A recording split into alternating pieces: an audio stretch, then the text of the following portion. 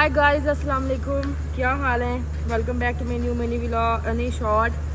अभी हम लोग आए हैं कुत्तों को रोटियां डालने क्योंकि यहाँ पर कुत्ते नहीं है, देख सकते हैं। आ जाएंगे रात को भी और थोड़ी देर तक आएंगे। एक मेरे को एक हाथ ना नहीं इसरा हो रही है। तू चल कर। इसरा लेके आई थी भोर के डालने के लिए, वो मीरब सुट गए थे। कोई रात में चीज़ खा लू लेंदी है, नींबू खा खू लेंदी है। कौन है? कोई चुड़ैल, कोई कुत्ते, कोई बिल्ली। ये इन्नियां सारियां रोटियां कट्ठियां कीतियां होइयां इन्हां ने। किसी ने नहीं रोटी खाई। रोटी खांदा ही नहीं कोई भी। भाई मेरे तो भाई तहा तो तेरे मेरे तो किसी ने मुंह नहीं लाया रोटियां ਨੂੰ। ਇਹ ਕੱਲ ਜਾ ਕੇ ਕੱਲੀ ਖਾ ਕੇ ਰੈਸਟੋਰੈਂਟ ਤੇ ਜਾ रोज खा के इसी में ब्रोज ਇਹ ਜਾਣ ਗੱਲਾਂ ਕਰਕੇ ਤਾਂ ਢਿੱਡ ਦੇ ਮੈਨੂੰ ਪਤਾ ਚੱਲ ਗਿਆ ਸੀ ਤੁਸੀਂ ਬੋਤਲ ਲੈ ਕੇ ਆਈ ਸੀ।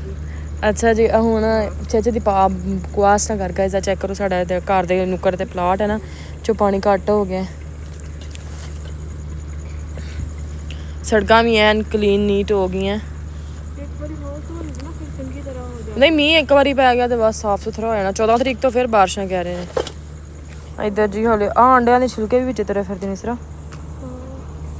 कहाँ पे है? ਆ ਰੇ हाँ ये सुबह वाले है। ਇੱਥੇ ਜੀ ਉਹ ਖਾ ਖੂ ਲੈਣਗੇ, ਇਸ ਲਈ ਅਸੀਂ ਫਿਰ ਇੱਥੇ ਪਾ ਦਿੱਤਾ। ਕਿਤੇ ਸੁੱਟੀ ਦੀ ਨਹੀਂ ਹੈਗੀ ਕਿਉਂਕਿ ਉਹ ਲੋਕ ਜਾ ਕੇ ਜਿਹੜਾ ਨਾ ਵੇਚ ਕੇ ਗਾਂ ਖਰਾਬ ਕਰਦੇ ਨੇ ਰੋਟੀਆਂ।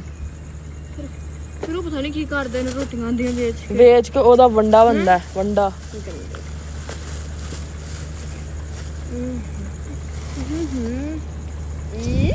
ਉਹ ਮੇਰੇ ਹੱਥ ਤੋਂ ਪਰਾਂ ਕਰ ਲਾ, ਸਮੈਲ ਆਉਂਦੀ ਪਈ ਹੈ ਇਹਨਾਂ ਚੋਂ। ਇਹਨਾਂ ਨੂੰ ਉਹ ਲੱਗੇ ਆ ਸੁਸਰੀ ਨਹੀਂ फड़। चलो ठीक है guys, bye bye, tata bye bye कर दो। Bye bye. अब हमने रोटियां पा ली हैं, अब हम घर जा रहे हैं। हाँ हाँ चल रहे हैं। चल बाय बाय।